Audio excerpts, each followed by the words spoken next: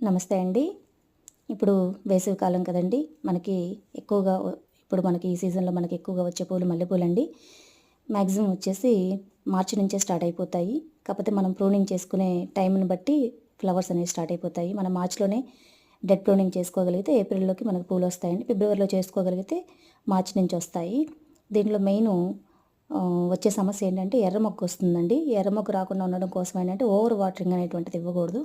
Weekly twice కొంచెం తక్కువ water ఇస్తూ ఉంటే మల్లె చెట్టుకి ఎర్రపూత అనేటువంటిది రాకుండా ఉంటుందండి. మ్యాక్సిమం డెడ్ ప్రూనింగ్ చేసుకున్న తర్వాత ఒక 2 డేస్ మనము వాటర్ ఏమి ఇవ్వకుండా ఫెర్టిలైజర్ ఇచ్చి ఆపేసేసి ఆ 2 డేస్ తర్వాత మనము వాటర్ కానిస్తే ఒక్కసారిగా మనకి ఇగురు అనేటువంటిది ఇగురుతో పాటే మొగ్గ స్టార్ట్ అయిపోతుందండి. ఇది నేను ఆల్రెడీ ఒక 1 వీక్ కోసిన తర్వాత నేను వీడియో తీస్తున్నానండి. చూసారా, ఒక్కొక్క బ్రాంచ్‌కి 10 మొగ్గల దాకా వస్తాయన్నమాట. అందుకే మీకు కొంచెం మొగ్గలు తక్కువ కనిపిస్తున్నాయి. నేను దీనిలో కొన్ని కనకాంబరాలు కూడా కోసాను.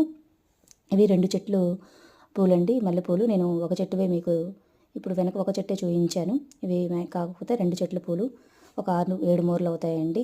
ఇప్పుడు మనకి సమ్మర్‌లో ఈజీగా మనకి కొంచెం తక్కువ వాటర్ తోటి ఎక్కువగా పూలను కోసుకోవచ్చండి.